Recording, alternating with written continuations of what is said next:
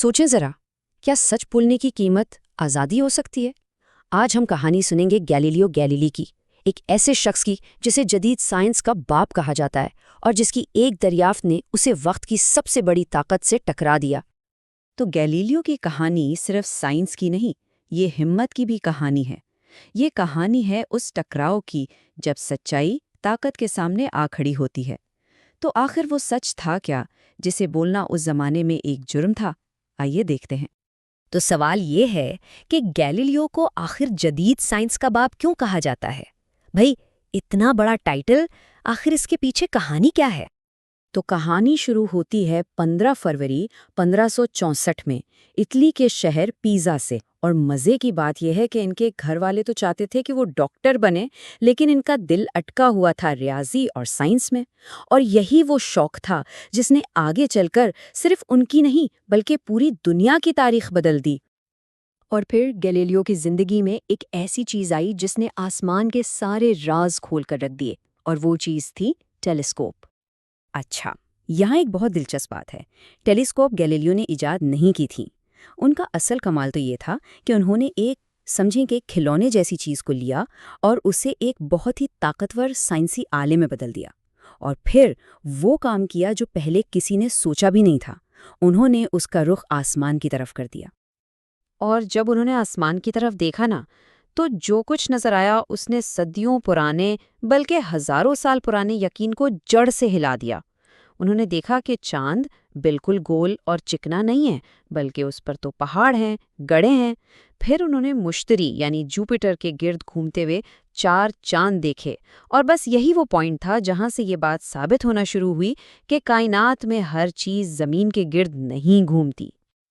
یہ ساری دریافتیں، یہ سارے ثبوت صرف ایک ہی سچائی کی طرف اشارہ کر رہے تھے، ایک ایسی سچائی جو اس زمانے میں بولنا موت کو دعوت دینے کے برابر تھا۔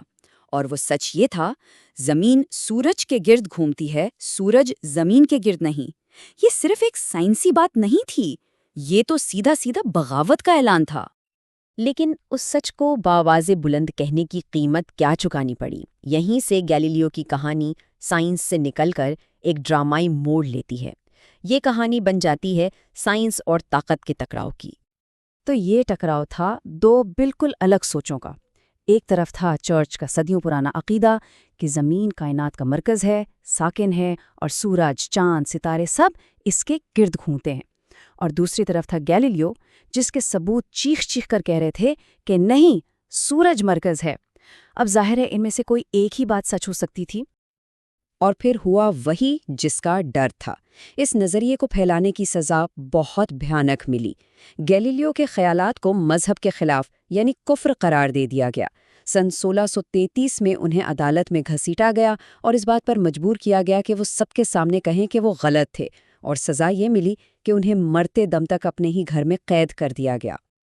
کہتے ہیں کہ جب گیلیلیو نے مجبوراً سب کے سامنے اپنے نظریے کو غلط مانا، تو اٹھتے ہوئے انہوں نے بہت دھیمے سے اپنے آپ سے کہا، اور پھر بھی یہ فرقت تو کرتی ہے۔ اب یہ بات سچ ہے یا نہیں یہ تو کوئی نہیں جانتا، لیکن یہ جملہ ان کی ہمت اور سچ پر قائم رہنے کی ایک زبردست علامت بن گیا۔ تو کیا گھر میں قید کر دینے سے گیلیلیو کے خیالات بھی قید ہو گئے؟ بالکل نہیں۔ اصل میں تو ان کی میراث کا سفر ان کی موت کے بعد شروع ہوا۔ آئیے دیکھتے ہیں کہ کیسے ان کے کام نے ہماری دنیا کو ہمیشہ کے لیے بدل کر رکھ دیا۔ دیکھیں، گیلیلیو کا کام صرف آسمان تک ہی نہیں تھا، انہوں نے حرکت کے قانون اور گریوٹی پر بھی بہت کام کیا۔